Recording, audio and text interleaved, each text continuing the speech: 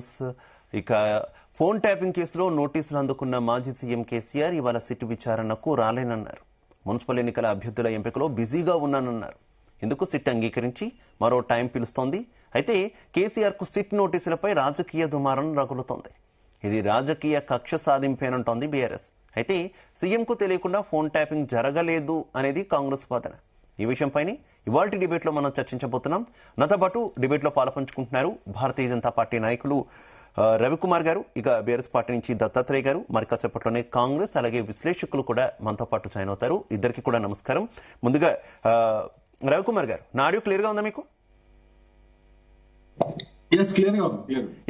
రవికుమార్ గారు, ఏ రకంగా చూస్తారు? సిట్ విచారణకు సంబంధించి విస్తృతమైనటువంటి చర్చ నడుస్తుంది. ఈ ఫోన్ ట్యాపింగ్ కేసు అనేది ఎక్కడ కూడా తెగట్లేదు. ఎంక్వైరీ అయితే కంటిన్యూ అవుతున్నటువంటి పరిస్థితి. ఈ మధ్య మళ్ళీ ఊపు మీదకి వచ్చింది.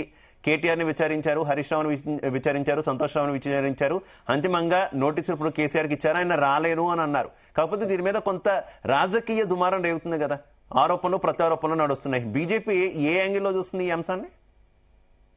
బీజేపీ యొక్క యాంగిల్ ఏంటంటే, ముందుగా అందరికీ నమస్కారం అండి, ప్రేక్షకులకి ప్యానెల్ ఉన్న మిత్రులందరికీ నమస్కారం. బీజేపీ చూసే విధానం ఏంటంటే, దీంట్లో ఈ రెండు పార్టీలు, ఇది బీఆర్ఎస్ కాంగ్రెస్ రెండు పార్టీలు హ్యాండ్ ఇన్ హ్యాండ్ అయ్యి ఒకరితో ఒకరు కలిసి చేయి కలుపుకొని ఈ యొక్క కేసులని కుమ్మక్కైపోయి కొనసాగిస్తూనే ఉన్నారు. ఒక సీరియల్ లాగా కొనసాగిస్తూనే ఉన్నారు.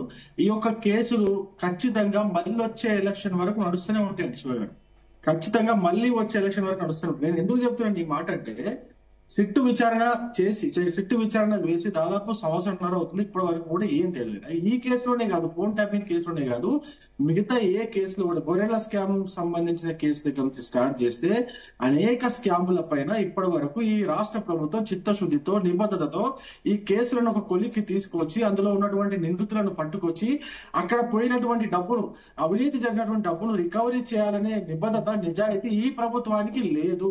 ఈ ప్రభుత్వానికి ఉన్నదంతా ఒకటే, ఏదైతే బీఆర్ఎస్ పార్టీ స్కాములు చేసిందో ఆ స్కాముల ద్వారా ఏదైతే డబ్బులు దొబ్బి తిన్నదో ఆ డబ్బుల్లో మనకు కొంచెం వాటా తీసుకొని మనం కాముగా ఉందాం, ఈ కేసులన్నీ కూడా నీరు గారుద్దామనే ఒక ఉద్దేశంతోనే ఈ యొక్క కేసులని ఒక సీరియల్ కొనసాగిస్తుంది తప్పితే ఎక్కడ కూడా తెలంగాణ ప్రజల డబ్బు. నేను ఇంకోటి, ఫోన్ ట్యాపింగ్ లో డబ్బు ఏముందని చెప్పేసి అడగవచ్చు. ఫోన్ ట్యాపింగ్ ద్వారా కూడా అనేక మంది వ్యాపారస్తులను బ్లాక్ మెయిల్ చేసి వాళ్ళ దగ్గర పార్టీ ఫండ్ రూపంలో డబ్బులు తీసుకున్నారు. ఇన్ని డబ్బులు తీసుకున్నటువంటి యొక్క బీఆర్ఎస్ పార్టీ నాయకులు, అనేక స్కాములలో డబ్బులు దొబ్బితినటువంటి బీఆర్ఎస్ నాయకులు, అదే విధంగా అనేక స్కాములు అంటేనే కాంగ్రెస్ అని పేరున్నటువంటి కాంగ్రెస్ నాయకులు ఇద్దరు కూడా కలిసి ఈ యొక్క తెలంగాణ రాష్ట్రంలో ఉన్నటువంటి అనేక వనరులను, ఖజానాని దోచుకొని తిన్నారు. ఒకరికొకరు కుమ్మకై పంచుకొని తెలంగాణ ప్రజల దృష్టి మరలుస్తున్నారు. మేము అందుకే చెప్తున్నాం, మా రాష్ట్ర అధ్యక్షుడు చాలా స్పష్టంగా చెప్పిండు, ఏ కేసు కూడా ఇది మళ్ళీ వచ్చే ఎలక్షన్ వరకు తేలదు.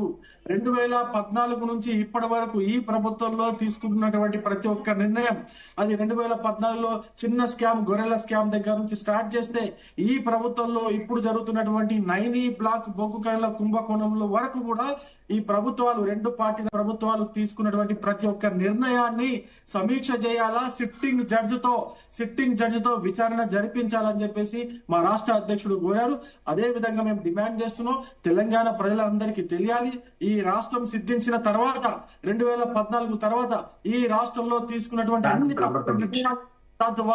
తద్వారా ఇక్కడ జరిగినటువంటి దోపిడీ అదంతా కూడా బయటికి రావాలి అంటే సింగిల్ జడ్జితో, సిట్టింగ్ హైకోర్టు న్యాయమూర్తితో ఒక విచారణ కమిటీని ఏర్పాటు చేసి వీటన్నిటిని కూడా బయట చేయాల్సినటువంటి అవసరం ఖచ్చితంగా ఉంది. లేకపోతే అంతకుముందు రేవంత్ రెడ్డి గారు ఓటుకు నోటు కేసును ఏ విధంగా అయితే కేసీఆర్ గారు కుమ్మక్కైపోయి మూసేశారో, అదే విధంగా ఇప్పుడు కేసీఆర్ గారి కేసులన్నీ కూడా రేవంత్ రెడ్డి గారు కుమ్మక్కైపోయి మూసి రుణం తీర్చుకునే కేసీఆర్ రుణం తీర్చుకునే పని రేవంత్ రెడ్డి చేస్తున్నారని చెప్పేసి నమ్మాల్సిన అవసరం వస్తుంది. కాబట్టి తెలంగాణ ప్రజలకు ఇప్పుడు ఎలక్షన్ టైంలో అండి, ముఖ్యంగా శివగారు, ఎలక్షన్ టైంలో ఈ హైడ్రామా నడిపిస్తూ ఉంటారు ఈ రెండు పార్టీలు కుమ్మక్కైపోయి. ఎందుకు? ఈ రెండు పార్టీలే మీడియాలో కనిపించాలి, ఈ రెండు పార్టీల విషయాలే మీడియాలో రావాలి, పత్రికల్లో రావాలి. బీజేపీ లాంటి పార్టీ వార్తలు పత్రికల్లో రాకూడదు, బీజేపీ ఎక్కడుందని చెప్పుకునే మాటలు రావాలనే ఒక కుట్రతో ఈ రెండు పార్టీలు కలిసి ఆడుతున్నటువంటి ఈ తెలంగాణ రాష్ట్రంలో నాటకంలా మనకు కనిపిస్తున్నాయి. కాబట్టి మేము ముఖ్యంగా చాలా స్పష్టంగా ఒకటే విషయం తెలంగాణ ప్రజలకు చెప్పదలుచుకున్నాం, ఈ కేసీఆర్ గారు, రేవంత్ రెడ్డి గారు ఇద్దరు కలిసే ఉన్నారు. ఇద్దరు కలిసే ఈ నాటకాలు ఆడుతున్నారు, ఇద్దరు కలిసే ఈ డ్రామాలు ఆడుతున్నారు. రేవంత్ రెడ్డి కేసుని ఏ విధంగా అయితే కేసీఆర్ గారు మూసేశారో అదే విధంగా కేసీఆర్ కేసుని రేవంత్ రెడ్డి గారు మూసేయడానికి స్పష్టంగా ఒప్పందం జరిగింది. అన్ని కేసులు మూసేస్తారు, ఇద్దరు పంచుకుంటారు, తెలంగాణ ప్రజలే పిచ్చోళం చేస్తారు. అందుకే తెలంగాణ ప్రజలు ఈ విషయాలపైన చాలా జాగ్రత్తగా ఉండాలి, అవగాహనతో ఉండాలి. వచ్చే ఎన్నికల్లో చాలా తీసుకోవాలని చెప్పేసి నేను మీ జీ న్యూస్ తరఫున తెలంగాణ ప్రజలందరినీ కూడా కోరుతున్నాను. Right, okay. మనతో పాటు ప్రముఖ విశ్లేషకులు ప్రొఫెసర్ గాలి వినోద్ కుమార్ గారు జాయిన్ అయ్యారు. ఆయనకు వెల్కమ్ చెబుతూ దత్తాత్రేయ గారు నా ఆడియో క్లియర్ గా ఉందా మీకు? క్లియర్ గా ఉంది. దత్తాత్రేయ గారు ఏం చెప్తారు? కేసీఆర్ గారికి నోటీసులు ఇచ్చారు, ఆయన అయితే రాలేనట్టు ఒక రిప్లై ఇచ్చారు. అఫ్ కోర్స్ అటు సిట్ కూడా రెస్పాండ్ అయింది, ఇంకో డేట్ తాము చెప్తామంటూ కూడా వారు చెప్పినటువంటి సిచ్యువేషన్. కానీ రాజకీయ ఆరోపణలు ప్రత్యారోపణలు మీ మధ్య అలాగే అధికార కాంగ్రెస్ మధ్య కంటిన్యూ అవుతున్నటువంటి సిచ్యువేషన్. మీరేమో ఇది రాజకీయ కక్ష సాధింపు అంటే లేదు, జరిగినటువంటి వ్యవహారాన్ని బయటపడుతున్నామని కాంగ్రెస్ అంటుంది. ఇప్పుడు బీజేపీ వెర్షన్ కూడా విన్నారు, రవికుమార్ గారు చాలా క్లియర్ కట్ గా చెప్తున్నారు మీ రెండు పార్టీలు కలిసి ఆడుతున్నటువంటి డ్రామా అంటూ కూడా ఆయన తేల్చేసిన సిచ్యువేషన్. ఏం చెప్తారు? గుడ్ మార్నింగ్ అండి మీకు, జీ న్యూస్ ప్రేక్షకులకు, ప్యానెల్లో ఉన్నటువంటి పెద్దలకు. ఇవాళ తెలంగాణ రాష్ట్రంలో ఎట్లా జరుగుతా ఉంది అంటే, ఇది 24 నెలలుగా నడుస్తున్నటువంటి ఒక ఎపిసోడిక్ డ్రామా, ఒక సినిమాటిక్ లేకపోతే ఒక సీరియల్ తరహాలో ప్రతిసారి ఎన్నికల ముందర ఏదో ఒక, మొన్న గ్రామ పంచాయతీ ఎన్నికల ముందర, ఆ తర్వాత ఇప్పుడు మున్సిపల్ ఎన్నికల ముందర, లేకపోతే ముఖ్యమంత్రి గారి విదేశీ పర్యటన ముందర ఇక్కడ ఒక చిట్టి రాసిపోతాడు ముఖ్యమంత్రి గారు. రాష్ట్రంలో ఉన్నటువంటి డీజీపీకి గాని, రాష్ట్రంలో ఉన్నటువంటి సిట్టి అధికారులకు గాని ఒక చిట్టి రాయించి ఏ రోజు ఏ చిట్టి ఓపెన్ చేస్తే ఆ చిట్టిని అమలు చేయాలా, ఆ చిట్టిలో ఉన్నటువంటి సమాచారం అమలు చేయాలని చెప్పేసి వెళ్తాడు. ఇవాళ రాజకీయ దురుద్దేశంతో, రాజకీయ కక్షలో భాగంగానే ప్రత్యక్షంగా బీఆర్ఎస్ పార్టీని ఎదుర్కొనేటువంటి దమ్ము ధైర్యం లేకనే ఇవాళ వాళ్ళ అవినీతి బాగోతం మొత్తం బయట పెడతా ఉంటే, మంత్రుల మధ్య ఉన్నటువంటి ఆర్థిక లావాదేవీలు, అవినీతి డబ్బుల పంపకాలను బయట పెడతా ఉంటే, సింగరేణి కుంభకోణంలో జరిగినటువంటి 9 టెండర్ల రద్దు వ్యవహారం జరిగింది అంటేనే అక్కడ అవినీతి జరిగిందని నిరూపితమైంది. ఇవాళ మా నాయకుడు హరీష్ రావు గారు ఆ 9 టెండర్ల కుంభకోణాన్ని బయటకు తీయగానే ప్రెస్ మీట్ పెట్టిన 6 గంటల్లో ఆయనకు నోటీసులు ఇస్తారు. కేటీఆర్ గారు ఈ భూ కుంభకోణానికి సంబంధించి ఇండస్ట్రియల్ ల్యాండ్ ట్రాన్స్ఫర్మేషన్ యాక్ట్ విషయంలో 5 లక్షల కుంభకోణానికి నాంది బలుపుతున్నారంటే ఆయనకు నోటీసులు ఇస్తారు. సంతోష్ రావు గారికి ఇస్తారు. ఇవాళ కేసీఆర్ గారికి ఇచ్చారు. కేసీఆర్ గారికి నోటీసులు ఇవ్వడము అంటే ముఖ్యమంత్రి గారికి ఎట్లా ఉందంటే, రేవంత్ రెడ్డి గారికి ఈ రాష్ట్రంలో అధికారంలోకి వచ్చిన తొలినాళ్ల నుంచి కేసీఆర్ గారి జపం చేయకుండా, రోజుకు నాకు తెలిసి ఎవరైనా పుణ్యం రావాలంటే లేకపోతే పురుషార్థం రావాలంటే ఒక జపమాల పట్టుకుని నామస్మరణ చేసినట్టుగా రేవంత్ రెడ్డి గారు కేసీఆర్ గారి నామస్మరణ చేస్తేనే తెలంగాణ రాష్ట్రంలో ఆయనకు ఇంత దిక్కు దివానా ఉన్నదని అర్థమైతా ఉంది, స్పష్టంగా అర్థమైతా ఉంది. కేసీఆర్ ని ప్రతి సభలో, ఏ బహిరంగ సభలో అయినా తెలంగాణ రాష్ట్రం తెచ్చిన నాయకుడని, తెలంగాణ కోసం 14 సంవత్సరాలు నిరంతరం పోరాడిన నాయకుడనే గౌరవ మర్యాదలు లేకుండా, ముఖ్యమంత్రి స్థానంలో తెలంగాణ రాష్ట్రాన్ని 9.5 సంవత్సరాలు ఇంత సుదీర్ఘంగా అభివృద్ధి పదంలో నడిపించిన నాయకుడనే గౌరవ మర్యాదలు లేకుండా ఎక్కడ పడితే అక్కడ నోరుకి ఎంతొస్తే అంతా మాట్లాడుతూ, ఆయన చావును కోరుకుంటూ, ఆయనని బొందబెడతానని చెప్తూ ఇట్లాంటి చిల్లర మాటలు మాట్లాడుతున్న ముఖ్యమంత్రి గారికి డైరెక్ట్ గా ఫేస్ టు ఫేస్ బీఆర్ఎస్ ని గాని కేసీఆర్ గారిని ఎదుర్కొనే ధైర్యం లేక, ఆయన కంటే మంచి పనులు చేసేటువంటి సామర్థ్యం లేక, నాలెడ్జ్ లేక, ఇవాళ ఈ సిట్టు నోటీసుల పోరు మీద రాక్షస ఆనందాన్ని పొందుతున్నది కాంగ్రెస్ పార్టీ. కాంగ్రెస్ పార్టీలో ఉన్నదే ఇది.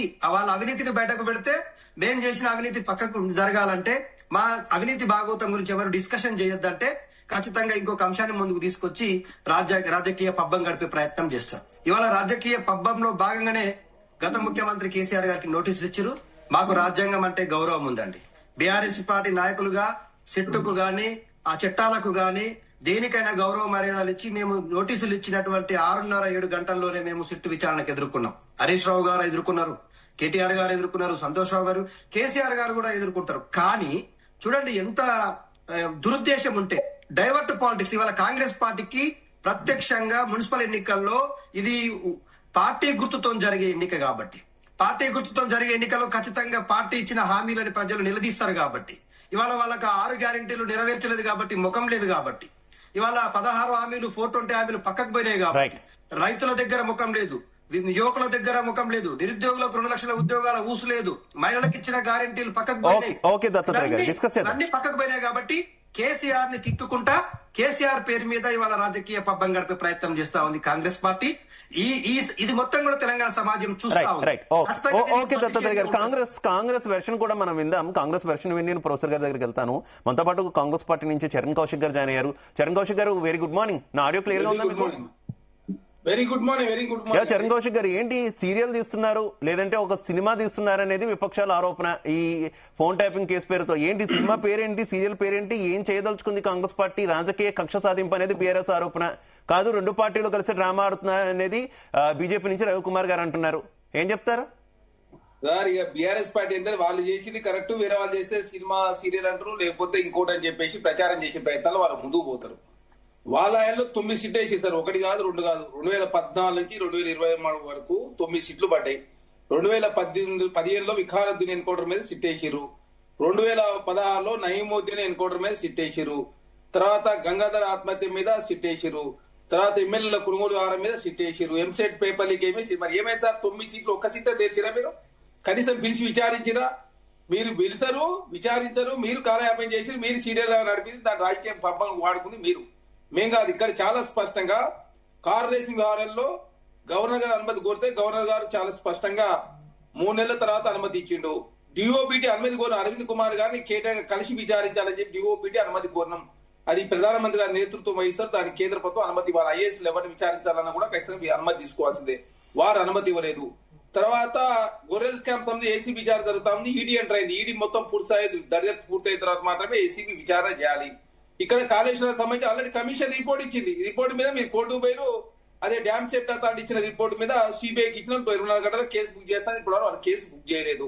కాబట్టి కాంగ్రెస్ పార్టీ ఎక్కడ సీరియల్ లాగా నడిపింది, చాలా ప్రజాస్వామ్యబద్ధంగా, చాలా డెమోక్రటిక్ వేలా, చాలా చట్టబద్ధంగా ముందుకు పోతా ఉంది. దీన్ని రాజకీయం చేసే ప్రయత్నాలు మీరు ముందుకు పోతా ఉన్నారు. అరే ప్రతిసారి రాజకీయం చేసే ప్రయత్నమే కదా. ఇప్పుడు నిన్న కౌశిక్ రెడ్డి గారు, అరే దేవుని దగ్గర పోయి పోలీసు వాళ్ళు చంపుతా ఉంటాడు కౌశిక్ రెడ్డి గారు. ఏమన్నా అర్థం ఉందా అండి? దేవుడి పేరు మీద కూడా దేవుని దగ్గర పోయినప్పుడు చాలా ప్రశాంతంగా, లేకపోతే నిబద్ధతోటి, లేకపోతే క్రమశిక్షణతోటి ఉంటారు. ఒక ఎమ్మెల్యే వీధి రాకుండా వ్యవహరించి ఏకంగా ఎమ్మెల్యేని చంపుతా అని చెప్పి ఎమ్మెల్యే మీద గుర్తున్నాడు. తన ఫ్యామిలీని తీసుకొని వచ్చి దర్శనానికి వచ్చి దర్శనం చేసుకొని పోవాల్సిన ఎమ్మెల్యే ఏకంగా ఎమ్మెల్యేనే పోలీసు వాళ్ళు చంపుతా అని చెప్పి మీదికి పోతే ఏమైనా అర్థం ఉందా? దాన్ని మళ్ళీ కాంగ్రెస్ ప్రభుత్వం అది ఒక ఎమ్మెల్యేని అరెస్ట్ చేస్తారా అని చెప్పేసి కాంగ్రెస్ ప్రభుత్వం ఆపాదించే ప్రయత్నం. కాబట్టి ఏ అంశమైనా రాజకీయం చేసేది వీళ్ళే. ఇంకోటి సింగరేణి సంబంధించి అవినీతి చేసింది వీళ్ళే, సైడ్ వీజీ నిబంధన తెచ్చింది వీళ్ళే, అదేవిధంగా సుజయ్ టెండర్లు ఇచ్చింది వీళ్ళే. ఆ టెండర్లు ఇప్పుడే మేము ఇచ్చినట్టు కొత్తగా అని చెప్పేసి హరీష్ రావు గారు వీళ్ళు ఎక్సెస్ ఇయ్యలేదని చెప్పేసి ఎక్సెస్ వాళ్ళే ఇచ్చిరు, టెండర్లు వాళ్ళే ఇచ్చిరు. సుధీర్ రెడ్డి గారికి ఆనాడు కాళేశ్వరం కావచ్చు, సింగరేణి అవి ఇచ్చింది వీళ్ళే. కానీ అది కాంగ్రెస్ పార్టీ ఇచ్చింది. సైడ్ నిబంధన లేదు, దేశంలో ఎక్కలేదు, ఇప్పుడే పెట్టినని చెప్పి కాంగ్రెస్ ప్రభుత్వానికి ఆపాదించి అంటే మీ social media Namaste Telangana, T news, Telugu scribe ఉన్నంత మాత్రాన నిజాన్ని అబద్ధాన్ని నిజంగా ప్రచారం చేసే ప్రయత్నం బీఆర్ఎస్ పార్టీ చేస్తా ఉంది. ఎపిసోడ్ లో వారిగా నడుపుతుంది మీరు, మేం కాదు. అదే కాకుండా ఇక్కడ ఫోన్ ట్యాపింగ్ వ్యవహారానికి సంబంధించి కూడా ఇక్కడ బీఆర్ఎస్ పార్టీకి సంబంధించిన వాళ్ళే ఫోన్ ట్యాపింగ్ అయిందని చెప్పి చెప్తా ఉన్నారు. బి ప్రకాష్ గారు వారి ఇరిగేషన్ శాఖ ఇరిగేషన్ కార్పొరేషన్ చైర్మన్ వారే చెప్పారు 2018లో హరీష్ రావు గారి ఫోన్లు వారి బంధువులై వాళ్ళ అమిషాల ఫోన్లు ట్యాపింగ్ అయినాయి. అదే కాకుండా కలవకుల కవిత గారు చెప్తా ఉన్నా మా ఆయన ఫోన్ ట్యాపింగ్ చేసి అల్లుని ఫోన్ ఎవరైనా ట్యాపింగ్ చేస్తారని చెప్పి తను మాట్లాడుతా ఉంది. కేటీఆర్ గారేమో చేసి ఉండొచ్చు 3-4 ఫోన్లు ట్యాపింగ్ చేసి ఉంటే ధాన్యం ఉందని చెప్పేసి కేటీఆర్ గారు మాట్లాడుతా ఉన్నారు. అదే కాకుండా ఆనాడు మంత్రివర్గంలో అదేవిధంగా ఈటల రాజేంద్ర గారు చెప్పారు, ఆనాడే చెప్పారు మంత్రివర్గానికి రాజీనామా చేయనప్పుడే వారు ఫోన్ ట్యాపింగ్ అవుతున్నాయి, మా బంధువులై, మా చుట్టాలై, మా ఈ కుటుంబ సభ్యులని వారు మాట విశ్వేశ్వర రెడ్డి గారు చెప్పారు. తర్వాత ఇప్పటికే బండి సంజయ్ గారు విచారించారు, మా కాంగ్రెస్ పార్టీ అధ్యక్షుడు మహేష్ కుమార్ గౌడ్ గారిని విచారించారు, మా గాంధీ భవన్ సిపిఆర్ హరిప్రసాదరావు గారిని విచారించారు. ఎవరైతే బాధితులు వాళ్ళందరూ నోటీసులు ఇచ్చి వాంగ్మూలం తీసుకుంటా ఉంటే దాన్ని చాలా పారదర్శకంగా సిట్టు వారికి సంబంధించిన చట్టాన్ని లోబడి ముందుకు పోతుంటే అయితే చరణ్ కౌశిక్ గారు ఇందాక రవికుమార్ గారు ఒక పాయింట్ లేవనెత్తారు. గతంలో ఏదైతే ఓటుకుండేట్టు ఒక కేసు ఉందో ఆ కేసులో రేవంత్ రెడ్డి గారికి కేసీఆర్ హెల్ప్ చేశారు ఆ కేసు విచారణ జరగకుండా. ఇప్పుడు ఈ సీఎం మీద ఉన్నటువంటి అంటే మాజీ సీఎం మీద ఉన్నటువంటి కేసుని ప్రస్తుత సీఎం కూడా మాఫీ చేసి ఇలా నీరు గార్చే ప్రయత్నం చేస్తున్నారనేది ఒక ఆరోపణ చేశారు ఆయన. ఇక్కడ మరి వారు ఎన్డీఏలో చంద్రబాబు నాయుడు గారు ఉన్నారు ఆ కేసు సంబంధించి. వారు కూడా ఎన్డీఏలో ఉన్న భారతీయ జనతా పార్టీ ఆంధ్ర రాష్ట్రంలో వారు ముఖ్యమంత్రి ఉన్నారు. చంద్రబాబు నాయుడు గారు ఎన్డీఏలో సుప్రీంకోర్టులో కేసు ఉంది సార్. అది ఇక్కడ ఈ రాష్ట్ర ప్రభుత్వం చేతిని చెల్లిపోయి హైకోర్టు సుప్రీంకోర్టు ఉంది. అది సుప్రీంకోర్టు విచారణ చేసినప్పుడు కేసీఆర్ గారి కేసు సంబంధం లేకపోతే ఇక్కడ ప్రభుత్వాల కేసు సంబంధం ఉంటుంది. సుప్రీంకోర్టులో పడుతున్నప్పుడు సుప్రీంకోర్టు చూసుకుంటుంది కదా, సుప్రీంకోర్టులో తేలాల్సిన అవసరం లేదు. సుప్రీంకోర్టు పోయింది అత్యున్నత ధర్మస్థానం, అది న్యాయస్థానం ఉన్నది, అత్యున్నత న్యాయస్థానం. దాని మీద వాదనలు జరిగినాయి. అదేవిధంగా 2-3 సార్లు ఈ మధ్య కాలం కాంగ్రెస్ ప్రభుత్వం వచ్చిన తర్వాత 3-4 సార్లు ఆల్రెడీ వాదనలన్నీ ఆర్గ్యుమెంట్ జరుగుతా ఉన్నాయి, కౌంటర్ దాఖలు చేస్తా ఉన్నారు. కాబట్టి ఖచ్చితంగా అది సుప్రీంకోర్టులో తెలుసుకుంటూ అది పెద్ద అంశం కాదు. ఇక్కడ చాలా స్పష్టంగా అరే బీఆర్ఎస్ పార్టీ 2018 ఎలక్షన్లు సార్ అర్ధరాత్రి 3 గంటలకు రేవంత్ రెడ్డి గారిని డోరు బలగొట్టారని చేసిరు. వాళ్ళు చేస్తే కరెక్ట్, కాంగ్రెస్ పార్టీ చేస్తే తప్పు, వాళ్ళు నిర్బంధిస్తే కరెక్ట్, వాళ్ళు అవినీతి చేస్తే కరెక్ట్, వాళ్ళు టెండర్లు ఇస్తే కరెక్ట్, వేరే వాళ్ళు చేస్తే తప్పు. అన్ని ఏది చేసినా మసిపూసి మారడికాయ చేసే ప్రయత్నం. వాళ్ళు అవినీతి పాల్పడదు, వాళ్ళు టెండర్ రద్దు చేయొచ్చు. కాళేశ్వరానికి సంబంధించిన టెండర్ రద్దు చేయొచ్చు, పాలమూరు గారికి సంబంధించిన టెండర్ రద్దు చేస్తే అవినీతి జరిగింది. మరి హరీష్ రావు గారు ఎవరికి లేఖ రాయాలి? డిప్యూటీ సీఎం గారు మంత్రి, కోల్కి సంబంధించినటువంటి మంత్రి, సింగరేణికి సంబంధించిన మంత్రి, వారు లేఖ రాస్తే విచారణ చేపిస్తారు. మీరు కిషన్ రెడ్డి గారు కింద లేఖ రాస్తారు అంటే కిషన్ రెడ్డి లేఖ రాస్తే వాళ్ళు కమిటీ అయ్యారు కాబట్టి మేము బయటపడొచ్చానా అంటే డిఓపిటి అనుమతి రాకుండా కిషన్ రెడ్డి రూపంలో మీరు అడ్డుకుంటారు. తర్వాత గవర్నర్ గారి రూపంలో 3 నెలల పాటు ఇప్పుడు గొర్రెల స్కామ్ లో ఏసీపీ వచ్చి కూర్చున్నది. అదే ఏసీపీ గొర్రెల స్కామ్ ఏసీపీ విచారణ జరుగుతుంటే ఈడీ వచ్చి కూర్చున్నది. కేంద్ర ప్రభుత్వ రంగ సంస్థలు Bharatiya Janata party BRS party కాపాడుతా ఉంది. ఎందుకంటే డ్యామ్ సేఫ్టీ అథారిటీ 24 గంటల కేసు నమోదు చేస్తున్న కేసే నమోదు విచారణ చేయకుండా ఈడీ వచ్చి కూర్చున్నది. కాబట్టి ప్రతిదాన్ని అడ్డుకునే ప్రయత్నం భారతీయ జనతా పార్టీ కేంద్రంలో సంస్థలు చేస్తా ఉన్నాయి. కాబట్టి ఖచ్చితంగా కాంగ్రెస్ పార్టీకి చాలా చట్టబద్ధంగా న్యాయబద్ధంగా చట్టాన్ని లోబడి మాత్రమే ముందుకు పోతా ఉన్నారు. వారు ఆనాడు ప్రజాస్వామ్యాన్ని కూలి చేసింది, పోలీసు రాజ్యాన్ని నడిపింది, డైలీ టేపింగ్ పాములో కూర్చొని వినోద్ కుమార్ గారు నా ఆడియో క్లియర్ గా ఉందా మీకు? వినోద్ కుమార్ గారు, మీరు చూశారు అటు కాంగ్రెస్ వెర్షన్ కావచ్చు, బీజేపీ వెర్షన్ కావచ్చు, బీఆర్ఎస్ వెర్షన్ కావచ్చు, ఒకరి మీద ఒకరు దుమ్మెత్తి పోసుకుంటున్నటువంటి పరిస్థితి. కానీ కేసు మాత్రం ఈ ఫోన్ ట్యాపింగ్ వ్యవహారం కేసు మాత్రం కేవలం ఒక డైలీ సీరియల్ తలపిస్తుంది అనేటటువంటి విమర్శలు ఎక్కువగా వస్తున్నాయి. అలాగే ముఖ్యంగా ఎన్నికలు వచ్చిన సమయంలోనే కాంగ్రెస్ పార్టీ ఉపయోగించుకుంటుంది దీన్ని రాజకీయంగా అనేటటువంటి ఆరోపణలు కూడా వస్తున్నటువంటి పరిస్థితి. మీరు ఏ రకంగా చూస్తున్నారు? మీ అభిప్రాయం ఏంటి ఈ కేసు విషయంలో? ఫోన్ ట్యాపింగ్ లో మొదటి బాధితుని నేనే 2015లో ఉప ఎన్నికల్లో ఎంపీగా పోటీ చేశా వరంగల్లో. వరంగల్ ఉప ఎన్నికల్లో ఫోన్ ట్యాపింగ్ నా జరుగుతుందని చెప్పి నేను ఆనాటి ఎలక్షన్ కమిషనర్ కి లెటర్ చేయడం జరిగింది. అలాగే మీడియా అంతటా కూడా మొత్తుకోవడం జరిగింది. ఆ మీడియాలో మొత్తం అన్ని పేపర్లలో, అన్ని టీవీ ఛానళ్లలో, ఇంక్లూడింగ్ V6 లో కూడా నా ఫోన్ ట్యాపింగ్ వ్యవహారం అంతా కూడా బయట నేను చెప్పడం జరిగింది. కానీ ఎలాంటి చర్య తీసుకోలేదు ఆనాటి ప్రభుత్వం. సో అంటే ఫోన్ ట్యాపింగ్ అనేది అది ఖచ్చితంగా జరుగుతున్నది అనేది వాస్తవం. ఎందుకంటే జరిగింది అంటే ఎవరి మీద చేయాలి ఫోన్ ట్యాపింగ్? ఫోన్ ట్యాపింగ్ చేయాల్సింది ఎవరి మీద? నేను ఒక ఇండిపెండెంట్ ఎంపీ అభ్యర్థిని, నేను కమ్యూనిస్టు పార్టీలు నాకు మద్దతు ఇచ్చాయి. సో అట్లాంటి పరిస్థితులలో నా మీద ఫోన్ ట్యాపింగ్ చేయడం ఏంటి? నేను ఎవరిని కలుస్తున్నా, ఎవరితో మాట్లాడుతున్నా అంటే అంత భయం ఎందుకు కేసీఆర్ గారికి? నేను సామాజిక తెలంగాణ అన్నందుకే ఆయనకు భయం. నేను బడుగు బలహీన వర్గాలకి దొరల తెలంగాణ వద్దు, సామాజిక తెలంగాణ వద్దు అని చెప్పి నేను ఒక సామాజిక తెలంగాణ జేఏసీని పెట్టి ఏర్పాటు చేసేసి ఆ రోజు ఈ దొరల తెలంగాణ వస్తే మాకేం ఉపయోగము, ఆంధ్ర దొరలు పోయి తెలంగాణ దొరలు వచ్చినంత మాత్రాన ఏం మారదు, ఈ బహుజన బతుకులు ఏం మారాయని చెప్పేసి ఆ రోజు నిలదీసినందుకు నన్ను టార్గెట్ చేశారు. ఆ రోజు అన్ని మన మేజర్ పార్టీలను వదిలేసి నా మీద ఆ రోజు ఫోన్ ట్యాపింగ్ జరిగింది. ఫోన్ ట్యాపింగ్ జరిగింది అనడానికి ప్రత్యక్ష సాక్ష్యం నేను. సో అదొకటి. సో దాని మీద ఏం చర్యలు జరగలేదు. నేను ఇప్పుడు కూడా అదే సేమ్ రిపీట్ అవుతున్నాయి. ఎవరి మీదనైనా ఫోన్ ట్యాపింగ్ చేయాల్సింది ఎవరి మీద? ఉగ్రవాదుల మీద. ఫోన్ ట్యాపింగ్ చేయాల్సింది ఎవరి మీద? నక్సలైట్ల మీద. ఎవరైతే అంటే ప్రజాస్వామ్యబద్ధంగా కాకుండా ఈ ప్రభుత్వాలను కూల్చాలనే ప్రయత్నము, వాళ్ళు తుపాకీ రాజ్యం ద్వారానో లేకపోతే అంతర్గత కుట్రలు చేసో లేదా అంతర్జాతీయ కుట్రలు చేస్తున్న సంస్థలు వ్యక్తుల మీద ఫోన్ ట్యాపింగ్ చేస్తే అర్థం ఉంది. దానికి ఇవాళ న్యాయ వ్యవస్థ అనుమతిస్తుంది, పోలీసు వ్యవస్థ అనుమతిస్తుంది. కానీ నాలాంటి వాళ్ళ మీద, అంబేద్కర్ వాదుల మీద, ప్రజాస్వామికవాదుల మీద ఫోన్ ట్యాపింగ్ చేయడం అంటే అది ఎంత అప్రజాస్వామికము, ఎంత రాజ్యాంగ వ్యతిరేకము అది మనకు అర్థమవుతుంది. సో దీన్ని చిన్న ఎగ్జాంపుల్ నా నుండే 2014లో ప్రభుత్వం వచ్చింది, మొదటి ఎన్నిక, అప్పుడే ఫోన్ ట్యాపింగ్ మొదలైంది నాలాంటి వాళ్ళ మీద. అంటే ఇక చూడండి, నాలాంటి వినోద్ కుమార్ గారు, ఓకే, అటు బీఆర్ఎస్ నేతలు కూడా జరిగితే జరుగుండొచ్చు, కానీ ఏ సందర్భాల్లో చేశారో ఏం చేశారు అనేది అధికారులు చూసుకుంటారు, మాకు ఏం సంబంధం ఉంటుంది అనే విధంగా వారు కూడా కొంత ఎక్స్ప్లెనేషన్ ఇస్తున్నటువంటి పరిస్థితి. ఓకే, పోనీ ఈ జరిగిందా జరగలేదా అన్నది పక్కన పెడితే ఈ విచారణ ప్రస్తుతం జరుగుతున్నటువంటి సిట్టు విచారణ మీద మీ ఒపీనియన్ ఏంటి? నేనేమంటున్నా అదే చెప్తున్నా కదా, గతంలో అనేక 9 సిట్లు వేసినప్పటికి కూడా ఏమీ జరగలేదు. ఇప్పుడు సిట్టి విచారణల పేరుతో కాలయాపన తప్ప ఏం లేదు. ఎఫ్ఐఆర్లు నమోదు కాకుండా విచారణ పేరు మీద ఉన్నత కాలం అరెస్టులు ఎట్లా చేస్తారు? ఇప్పుడు ఏదైనా కేసు విషయంలో ఆ ఎఫ్ఐఆర్ నమోదు అనేది చాలా ప్రాథమిక చర్య అది. సో ఎఫ్ఐఆర్ ఒక కేసులో నమోదు కాకుండా ఏం కాకుండా సిట్లు ఎన్ని విచారణలు చేస్తుంది? ఎన్నో విచారణ సిట్ల పేర్ల మీద ఎన్నో జరిగినాయి. అట్లాగే అనేక రకాల అవినీతి ఆరోపణల పేరు మీద ఎన్నో దర్యాప్తులు జరిగినాయి. ఒక్కటాక ఏలేశ్వరం మొదలుకుంటే కాళేశ్వరం వరకు కూడా బోల్డ్ అనే దర్యాప్తులు జరిగినాయి. ఏం జరిగింది వాటి మీద? ఎలక్షన్ కాంగ్రెస్ హయాంలో పెద్ద ఎత్తున దుమారం జరిగింది. ఆ నుండి మొదలుకుంటే కాళేశ్వరం వరకు కూడా ఎన్ని స్కామ్ల మీద ఎన్ని విచారణ జరగలేదు. అవి విచారణ జరిగినంత మాత్రాన చర్యలు జరుగుతాయా? ఉండవు కదా. సో చర్యలు ఉండాలంటే ఖచ్చితంగా ఎఫ్ఐఆర్ నమోదు కావాలి. ఎఫ్ఐఆర్ నమోదు అయిన తర్వాత మాత్రమే చర్యలు అనేది కోర్టు అనేది విచారణ చేపడుతుంది. ఇది మామూలుగా రిటైర్డ్ జడ్జిలతో విచారణలు నువ్వు అందజేసినా సరే అది పెద్దగా లెక్కలోకి రాదు. వచ్చినా కూడా అది దాని మీద చర్యలు ఏముండవు. అదొక రవికుమార్ గారు, భారతీయ జనతా పార్టీయే బీఆర్ఎస్ ను కాపాడుతుంది అనేది కాంగ్రెస్ ఆరోపణ. మీరేమో వాళ్ళ మీద ఆరోపణ చేస్తున్నారు. లేదు అసలు మొత్తం వెనకుండంతా నడిపిస్తుంది, కేంద్రమే కాపాడుతుంది అంటున్నారు చరణ్ కౌశిక్ గారు. ఏం చెప్తారు? ఆయన దగ్గర ఏమైనా డాటా ఉంటే మాట్లాడితే బాగుంటది. కానీ నేను కొన్ని విషయాలు చెప్తాను చరణ్ కౌశిక్ గారికి. ఆయన అంతకుముందు యూపీఏ హయాంలో ఎంతవరకు స్కామ్లు జరిగినాయి, ఎంతమందిని వీళ్ళు కాపాడినో నేను మొత్తం లిస్టు చదువుతా.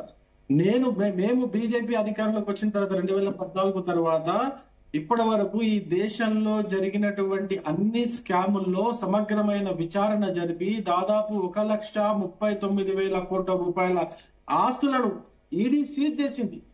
దాంట్లో మళ్ళీ కోర్టులో కేసు వేసిన తర్వాత కోర్టు ద్వారా 79,000 కోట్ల రూపాయల రికవరీని అఫీషియల్ గా ఈడీ అనే ఒక సంస్థ, కేంద్ర ప్రభుత్వ సంస్థ అఫీషియల్ గా రికవర్ చేసింది. ఇంత పెద్ద ఎన్ని స్కామ్లు అండి, ఎన్నో రకాలైనటువంటి స్కాములు, డబ్బులు తీసుకొని విదేశాలకు పారిపోయినటువంటి నేరస్తులు వీళ్ళందరినీ కూడా ఈడీ పట్టుకొని వాళ్ళకి ఇక్కడ దేశంలో ఉన్నటువంటి ఆస్తులు కావచ్చు, అదేవిధంగా విదేశాల్లో ఉన్నటువంటి ఆస్తులు కావచ్చు, ఆ ఆస్తులన్నిటినీ కూడా సీజ్ చేసి ఆస్తుల అమ్మకం ద్వారా ఈ భారతదేశ ప్రజల యొక్క డబ్బుని కాపాడి తిరిగి తీసుకొచ్చిందండి మోడీ గారి ప్రభుత్వంలో. మీరు ఎన్ని చేసిరు?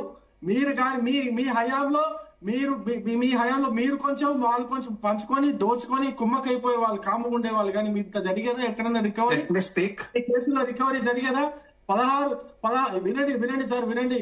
ఈ దేశంలో జరిగినటువంటి కేసుల్లో 1600 కేసులు చేజ్ చేసి 1600 కేసుల ద్వారా దాదాపు 5,000 పైగా ఆస్తులను సీజ్ చేసి 1,39,000 కోట్ల రూపాయలు సీజ్. ఒక ఈడీ అనే సంస్థ మాత్రమే చేసినటువంటి రికవరీ ఇది. మీరు హయాంలో 2014 కంటే ముందు ఎన్ని స్కామ్లు జరిగినా ఎన్ని రికవరీ చేసారు? 53 లక్షలు రికవరీ చేసారు. 2014 కంటే ముందు యూపీ హయాంలో జరిగినటువంటి స్కాముల్లో కాంగ్రెస్ ప్రభుత్వం రికవరీ చేసింది 53 లక్షల రూపాయలండి. మేం చేసింది 1,39,000 కోట్ల రూపాయల రికవరీ చేసినాం. ఇదా మీ చరిత్ర ఏంది, మా చరిత్ర ఏంది? మీరు మమ్మల్ని అంటారా? మాతో పోల్చుకుంటారా? మా నిబద్ధతని క్వశ్చన్ చేస్తారా? మీరు ఎక్కడున్నారు? మీరు ఎక్కడో భూమిలో పాతాళాలు ఉన్నారు, ఎక్కడో ఆకాశంలో ఉన్నారు. మమ్మల్ని అందుకునే ప్రయత్నం చేయకండి. మీరు మా దరిదాపుల్లో కూడా లేరు. నేను మళ్ళీ కూడా చెప్తున్నాను, బీఆర్ఎస్ భ్రష్టాచార రాష్ట్ర సమితి, ఐఎన్సి ఇండియన్ నేషనల్ కాంగ్రెస్ అంటే ఐ నీడ్ కమిషన్. పార్టీ పేరులోనే ఉన్నది అవినీతి. ఈ పార్టీ పేరులోనే ఉన్నది మొత్తం అంతా ఈ భ్రష్టాచార విధానం అంతా. ఈ రెండు పార్టీల విధానమే అవినీతి, తెలంగాణ రాష్ట్రంలో జరుగుతున్నటువంటి సమాచారం పైన తెలంగాణ ప్రజల యొక్క ప్రతి ఒక్క రూపాయిని రికవరీ పార్టీ వదిలిపెట్టదు. ఇప్పుడు కాదు, మళ్ళీ వచ్చే పార్టీ అధికారంలోకి వచ్చి 2014 నుంచి జరిగినటువంటి ప్రతి ఒక్క స్కామ్ లో జరిగినటువంటి దోపిడీని మేము ఓకే రవికుమార్ గారు ఓకే. దత్తాత్రేయ గారు మనకి లేటెస్ట్ అప్డేట్ అందుతుంది. సిట్ విచారణకు సంబంధించి లేటెస్ట్ అప్డేట్ అందుతుంది. రేపు మళ్ళీ విచారణకు మాజీ ముఖ్యమంత్రి బీఆర్ఎస్ అధినేత కేసీఆర్ రావాలని చెప్పి ఈ రోజు నోటీసులు ఇచ్చేందుకు సిట్ సిద్ధమవుతుంది. ఎందుకంటే ఈ రోజు ఆయన విచారణకు హాజరు కాలేనన్నారు, అందుకు అంగీకరించారు. కానీ మళ్ళీ రేపు విచారణకు రావాలని నోటీసులు ఇచ్చేందుకు సిద్ధమవుతుంది అనేటటువంటి వార్తలు వస్తున్నాయి. ఏం చెప్తారు దత్తాత్రేయ గారు? ఇది కాంగ్రెస్ పార్టీ యొక్క పిచ్చి పరాకాష్ఠకు చేరిందనడానికి నిదర్శనం అండి. ఎందుకంటే మున్సిపల్ ఎన్నికలు ముందర పెట్టుకుని ఒక పార్టీ అధినాయకుడికి 9 సంవత్సరాలు ముఖ్యమంత్రిగా పనిచేసిన నాయకుడిని రోడ్డు మీదకి తీసుకొచ్చి సిట్టు విచారణ పేరు మీద హింసించడము, బాధ పెట్టడం అనేటువంటిది రాక్షసానందాన్ని పొందాలనేటువంటి ప్రయత్నంలో భాగంగానే జరుగుతా ఉంది. కాంగ్రెస్ పార్టీ నాయకుల దగ్గర ఆధారాలు ఉంటే 24 నెలలుగా ఇగో కాళేశ్వరం అని, అగో ఈ కార్ రేస్ అని, ఇగో ఇగో ఇగో ఇగో ఇగో ఫోన్ ట్యాపింగ్ వ్యవహారం అని, ఏందండి ఇది? కొండని తవ్వి ఎలుకని కాదు కదా ఎంట్రుకని కూడా పట్టుకోలేరు వీళ్ళు. మేము చెప్తా ఉన్నాం, మా నిజాయితీకి గాని మేము చేసినటువంటి డెవలప్మెంట్ యాక్టివిటీస్ గాని పార్లమెంట్ సాక్షిగా ఇవాళ ఆర్థిక సర్వే చాలా స్పష్టంగా చెప్పింది. తెలంగాణ రాష్ట్రము టాప్ 4 స్టేట్ గా ఎస్టాబ్లిష్ అయింది, ఫ్లోరిష్ అయింది అనేటువంటి దానికి కారణం ఏంటంటే గతంలో ముఖ్యమంత్రి కేసీఆర్ గారు తీసుకున్న నిర్ణయాలు ఇవాళ తెలంగాణ రాష్ట్రం ఈ స్థాయిలో నిలబెట్టినాయి. ఇక అభివృద్ధి విషయాలలో ప్రజలకు ఇచ్చిన హామీలను నెరవేర్చలేక, మున్సిపల్ ఎన్నికల్లో మమ్మల్ని తట్టుకోలేక మా పైన ఈ చిల్లర రాజకీయాలు, బురద రాజకీయాలు ఏందండి నాకు అర్థం కాదు. ప్రభుత్వం పైన ప్రజలు తిరగబడే రోజు ఎక్కువ దూరంలో లేదు. ప్రజలు కాంగ్రెస్ పార్టీ ఈ రాష్ట్రంలో రోజులు దగ్గర పడ్డాయి. తెలంగాణ ప్రజలు హామీల విషయంలో అడుగుతుంటే నోట్లకు ప్లాస్టర్లు వేసేటువంటి ప్రయత్నం చేస్తారు. యూనివర్సిటీల విషయంలో విద్యార్థులు, నిరుద్యోగులు వచ్చి మా ఉద్యోగాలు నాయన అంటే ప్లాస్టర్లు వేసే ప్రయత్నం చేస్తారు, ముందస్తుగా అరెస్టులు చేసే ప్రయత్నం చేస్తారు. ప్రతిపక్ష నాయకుల వాళ్ళ అవినీతి బాగోతాలను బయట పెడితే ఒక అవినీతి అండి మేము బయట పెట్టింది. వరుసగా చూసుకుంటే ఒక కొండా సురేఖ గారి కూతురే చెప్పింది కదా, ముఖ్యమంత్రి గారి ప్రధాన అనుచరుడు ఒక సిమెంట్ ఫ్యాక్టరీ యజమాని తలపైన గన్ను పెట్టి సస్తావా మా పర్సెంటేజ్ ఇస్తావా అనే స్థాయికి దిగజారిందంటే, కొండా సురేఖ గారు, పొంగులేటి శ్రీనివాసరెడ్డి గారు సమ్మక్క సారక టెండర్ల విషయంలో వీధిన పడి మాట్లాడుకున్న అంశాలు మనం చూసినాం కదా. కోమటిరెడ్డి గారి బ్రదర్స్ విషయంలో మనం చూసినాం, టెండర్ల విషయంలో. ఇవాళ జూపల్లి కృష్ణారావు గారి విషయంలో చూస్తా ఉన్నాం, ముఖ్యమంత్రి గారికి హాలోగ్రామ్ విషయం. అది కాదు దత్తాత్రేయ గారు, ఇవన్నీ కాదు ఒక్కసారి మనం ఎప్పుడు డిబేట్ నిర్వహించుకున్నా, ఏ ఛానల్లో డిబేట్ జరిగినా, ఎక్కడ జరిగినా వస్తున్న ప్రతి గెస్ట్ కూడా మేమే తొలి బాధితులు అని చెప్తున్నటువంటి పరిస్థితి కదా. ఇప్పుడు మనకి ప్రొఫెసర్ గాలి వినోద్ కుమార్ గారు కూడా చెప్పారు, నా ఫోన్ కూడా ట్యాప్ అయింది అని అంటున్నారు. ప్రముఖులు అప్పుడు ఎంపీలుగా ఉన్నారు, ఎమ్మెల్యేలుగా ఉన్నారు, వాళ్ళంతా కూడా మా ఫోన్ ట్యాప్ అయ్యాయి అంటున్నారు. ఇంతమంది ఫోన్లు ట్యాప్ అవ్వడం, అసలు ట్యాపింగ్ జరిగిందా లేదా ఆ పాయింట్ క్లియర్ చేయండి మీరు. ఒకటి వినండి సార్, నేనేమంటున్నా, ఫోన్ ట్యాపింగ్ వ్యవహారం అనేటువంటిది విచారణలో ఉన్నటువంటి అంశం.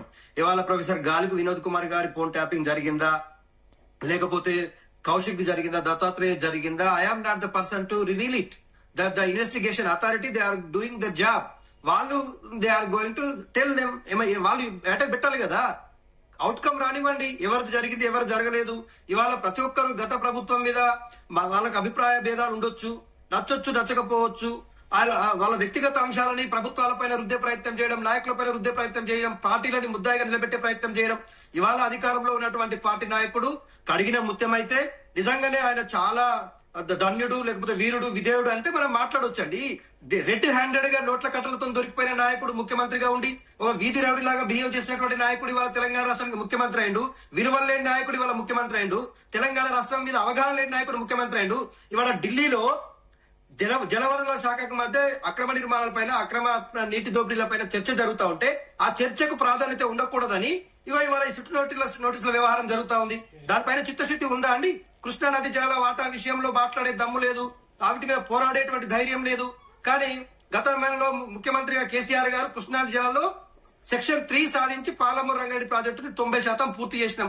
ఇవిటి మీద మాట్లాడమని అంటుంటే వాళ్ళ అవినీతి ఎక్కడ బయటపడుతుందో, వాళ్ళ అసమర్థత ఎక్కడ బయటపడుతుందో అని చెప్పి మాకు నోటీసులు ఇవ్వడము, ఈ చిల్లర రాజకీయం ఏందండి నాకు అర్థం కాదు. దిక్కుమాలిన రాజకీయం. కౌశిక్ గారు కేవలం చిల్లర రాజకీయం చేస్తున్నారు. మాజీ ముఖ్యమంత్రిని వయసుతో, వయోభారంతో ఇబ్బంది పడుతున్నటువంటి నేతను, ఉద్యమ నేతను ఇబ్బంది పెడుతున్నారు. ఇవి ఆరోపణలు.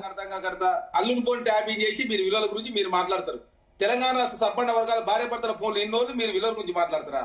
ఇవి నాకు అర్థంగా ఎవరా? కృష్ణా జలాలు మీరు చర్చ చేద్దామంటే తండ్రి కొడుకులు అంతా పారిపోయి మీరు కృష్ణా జలాలకు తీవ్ర అన్యాయం చేసి మేం కాదు, మీరు తెలంగాణ సమాజాన్ని తప్పదారి పడించే ప్రయత్నం. ఎందుకు మరి చర్చ చేయాలి?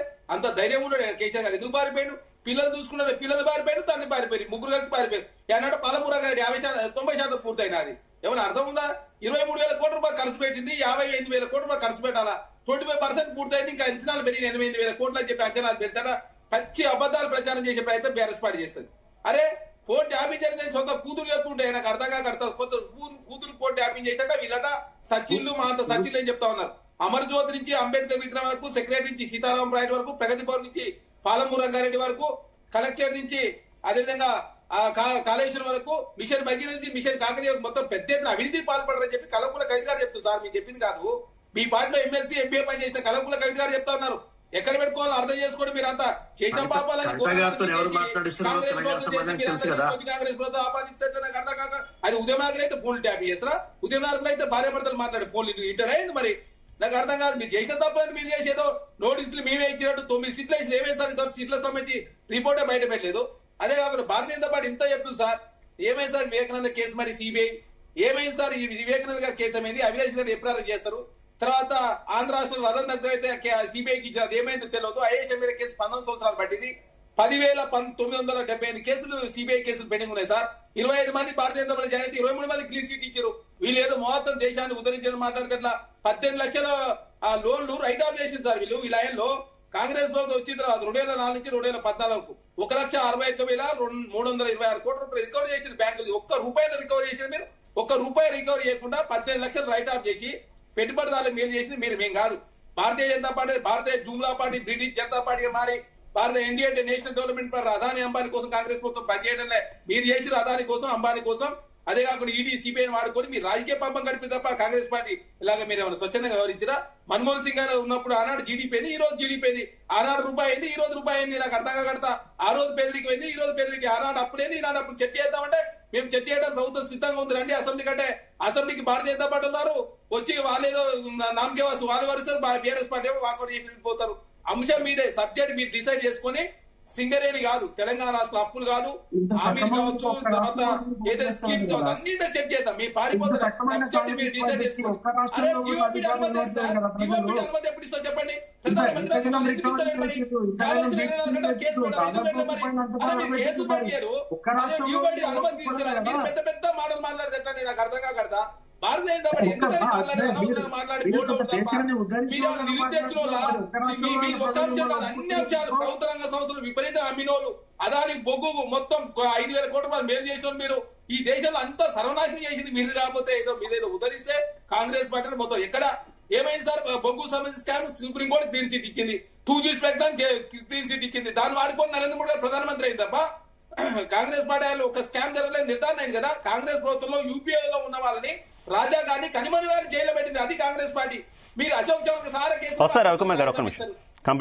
మొన్నటి వరకు సార్ సువేద అధికారికి సిబిఐ ఈడీ కేసు ఉన్నాయి. ఒకరా ఇద్దరు చెప్పుకుంటే పోతే 25 మంది జాయిన్ అయితే 23 మంది క్లీన్ సీట్ ఇచ్చారు మీరు. అరే అవినాష్ రెడ్డి గారు అరెస్ట్ చేయలేకపోయారు. ఈయన భారతీయ జనతా పార్టీ మాట్లాడతారు, సిబిఐ మీద పేద విశ్వాసం ఉన్నట్టు.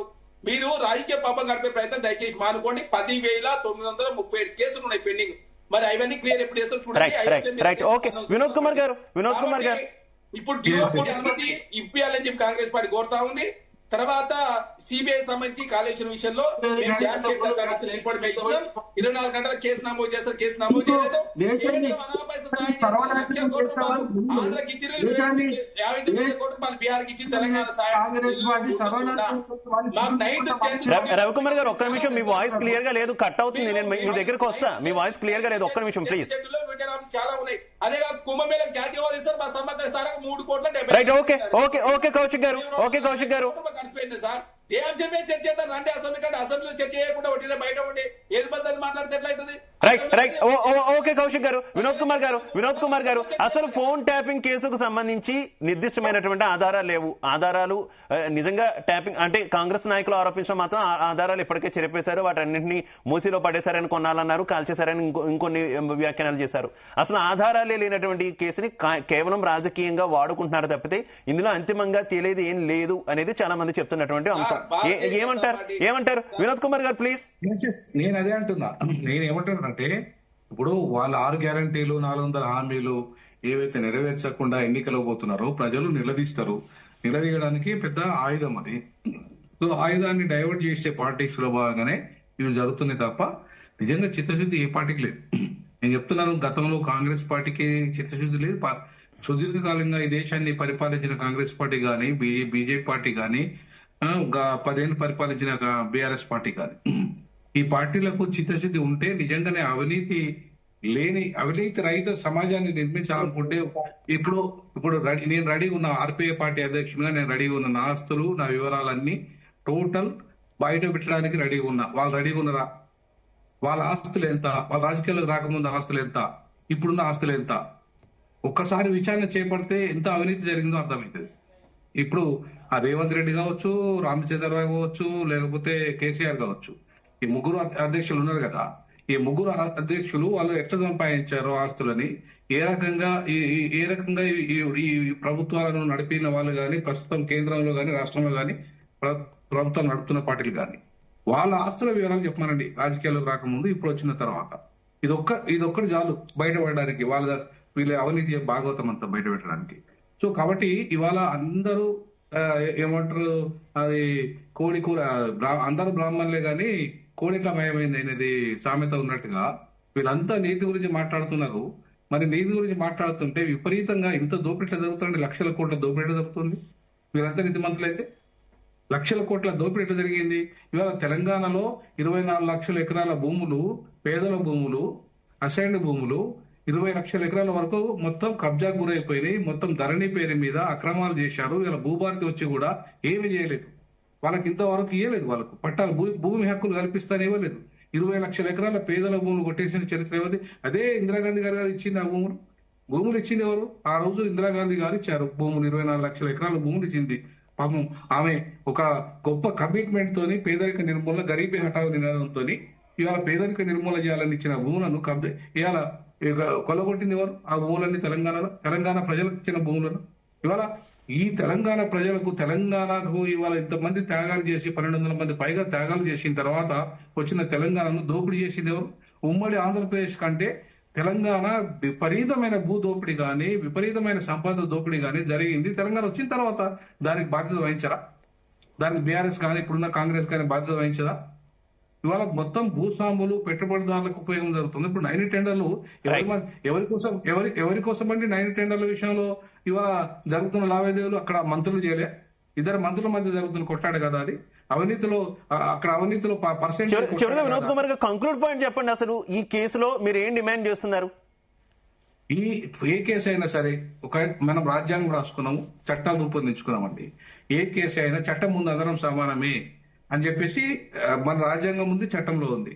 సో కేసుల విషయంలో ఎవరైనా సమానమైనప్పుడు సామాన్యునికి ఎవరో చిన్న చిన్న దొంగతనాలు చేసి, చిన్న చిన్న నేరాలు చేస్తే మీరు జైల్లో పెడుతున్నారు సుదీర్ఘకాలంగా. ఇవాళ మొత్తం 85% అందులో జైల్లో ఉన్నదంతా కూడా ఈ చిన్న చిన్న నేరస్తులు, చిన్న చిన్న తప్పులు చేసిన వాళ్ళు. మరి ఇంత పెద్ద స్కాములు చేసుకుంటా, దేశాన్ని భ్రష్ట పట్టించుకుంటా, ఈ రాష్ట్రాలను భ్రష్ట పట్టించుకుంటా ఇవాళ దుర్మార్గ పరిపాలనను కొనసాగిస్తున్న వాళ్ళ మీద ఎక్కడ జరుగుతుందంటే మరి న్యాయ వ్యవస్థ కూడా దీన్ని బాధ్యత వహించాలిగా. వాళ్ళ న్యాయ వ్యవస్థ కూడా ఎన్ని కేసులు పెండింగ్ లో ఉన్నాయి? ఇప్పుడు ఈ అవినీతి కేసులలో 10,000కు పైగా కేసులు పెండింగ్ లో ఉన్నాయి. మరి న్యాయ వ్యవస్థ కూడా సీరియస్ గా సుప్రీంకోర్టు జోక్యం చేసుకోవాలి. రవికుమార్ గారు కంక్లూడ్.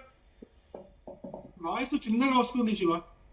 కంక్లూడ్ పాయింట్ చెప్పండి ప్లీజ్. కంక్లూజన్ పాయింట్ ఏం లేదు. ఈ ఫోన్ ట్యాపింగ్ విషయంలో కేసీఆర్ గారికి నోటీసులు ఇచ్చినంత మాత్రాన ఈ యొక్క కేసుని ఒక కొలిక్కి తీసుకొచ్చే ప్రయత్నం కాంగ్రెస్ పార్టీ చేయదు. ఎప్పుడు కావాలంటే అప్పుడు అపోజిషన్ పార్టీని ఇబ్బంది పెట్టడానికి వాళ్ళు వాడుకునే దానికి దాన్ని పెట్టుకుంటారు, పక్కన పెట్టుకుంటారు. కానీ దాని మొత్తానికి తీసుకురారు. ప్రజలకు నిజానిజాలు తెలియదు పార్టీ ఇప్పటికీ చేయదు. ఈ యొక్క కేసే కాదు, దీంతో పాటు అనేక కేసులు స్టార్ట్ చేస్తే కాళేశ్వరం స్కామ్ దాకా ఎన్ని కేసులు అయితే అన్ని కేసులు కూడా కాంగ్రెస్ పార్టీ వాళ్ళు బీఆర్ఎస్ పార్టీతో కుమ్మక్కైపోయి వీళ్ళు డబ్బుని వీళ్ళు దాచుకుంటారు, వీళ్ళు పంచుకుంటారు అంతే తప్పితే రికవరీ చేయరు అనేది చాలా స్పష్టంగా తెలంగాణ ప్రజలందరికీ కూడా తెలిసిన విషయమే. అయితే ఇంతకు ముందు జగన్ కౌశిక్ గారు మాట్లాడుతూ ఈ దేశంలో ఇన్ని స్కామ్లు జరిగినాయి అని చెప్పేసి నేను చెప్తే ఈ స్కామ్లలో ఎంత రికవరీ అంటే ఆయన అయితే ఒప్పుకుంటున్నాడు కదా ఈ స్కాములన్నీ కూడా జరిగినాయని చెప్పేసి. జీడిపి గురించి మాట్లాడుతున్నాడు, డాలర్ విషయం గురించి మాట్లాడుతున్నాడు. ఇంత బాగా గొప్పలు చెప్పుకుంటున్నటువంటి కాంగ్రెస్ పార్టీ ప్రతినిధి మరి దేశం మొత్తం మీద ఒక్క రాష్ట్రంలో కూడా కాంగ్రెస్ పార్టీకి ఓటు పట్టలేదే, ఒక్క రాష్ట్రంలో కూడా కాంగ్రెస్ పార్టీకి అధికారం రావట్లేదే. మరి దీని గురించి ఏం చెప్తాడు? ఇవన్నీ మాట్లాడు. ఒక A-to-Z స్కామ్స్ జరిగినాయి, A-to-Z బాంబులు జరిగినాయి. A-to-Z ఆ సిటీ పేరు అక్కడ ఉగ్రవాద దాడులు జరిగినాయి. ఇంత దారుణంగా ఈ యొక్క దేశాన్ని సర్వనాశనం చేసి మళ్ళీ సిగ్గు లేకుండా కాంగ్రెస్ ప్రతినిధులు టీవీ ఛానల్కి వచ్చి మేము గొప్పలు చేస్తామని చెప్పుకుంటుంటే కనీసం కొంచెమన్నా కూడా నాకు ఇప్పుడు నేను గురువిని తగ్గించాను, నేను నల్లకున్న నాకేం సిగ్గు అన్నట్టు ఉన్నది కథ ఇదంతా. మరి ఉంటే అంత బాగా చేసి ఉంటే మరి దేశంలో ఏ రాష్ట్రంలో ఎందుకు కాంగ్రెస్ పార్టీ అధికారంలో రావట్లేదు, ఎందుకు ఓట్లు వేయట్లేదు అనేది కాంగ్రెస్ పార్టీ ప్రతినిధి అర్థం చేసుకోవాలా, ఆలోచన చేసుకోవాలా. ఎన్ని స్కాములు అండి, ఎన్ని వేల లక్షల కోట్ల రూపాయలు దోచుకున్నారు. మీకు కామన్వెల్త్ స్కీమ్ గురించి, కామన్వెల్త్ పోటీల్లో జరిగినటువంటి స్కామ్ గురించి చెప్తే మీరు నవ్వుతారు. ఫ్రిడ్జ్ కి ఒక రోజు కిరాయికి 15,000 రూపాయలు కొత్త ఫ్రిడ్జ్ వస్తుంది. ఆ స్టేడియంలో ఫ్రిడ్జ్ పెడితే ఒక రోజు కిరాయి 15,000 రూపాయలు వసూలు చేసి వీళ్ళు. అంత పెద్ద స్కామ్ జరిగింది. ఆ 15,000 రూపాయలకి ఇంకో 15,000 రూపాయలు యాడ్ చేస్తే కొత్త ఫ్రిడ్జ్ వచ్చేది. అటువంటి స్కాములు ఎన్ని చెప్పుకోవాలా? చెప్పుకుంటూ పోతే పరువు పోతుంది, ఈ దేశం పరువు పోతుంది అని చెప్పేసి మేము పెద్దగా గట్టిగా మాట్లాడలేదు. ఇంకో విషయం మీకు తెలుసా అండి, 2G స్పెక్ట్రమ్ స్కామ్ గురించి మాట్లాడతారు. 2G స్పెక్ట్రమ్ స్కామ్ లో రికవరీ జరగలేదా? 18,000 కోట్ల రూపాయలు రికవరీ అయింది 2G స్పెక్ట్రమ్ స్కామ్ లో. ఓకే ప్లీజ్ అది కూడా మాట్లాడతారు. ఎవరి పాపులేషన్ రైట్ దత్తాత్రేయ గారు కంక్లూడ్. దేశం యొక్క ఖజానా ఇవాళ దేశంలో అధికారంలో ఒక నిమిషం అండి రవి గారు. ప్లీజ్ రవికుమార్ గారు టైం ఉండండి బ్రదర్.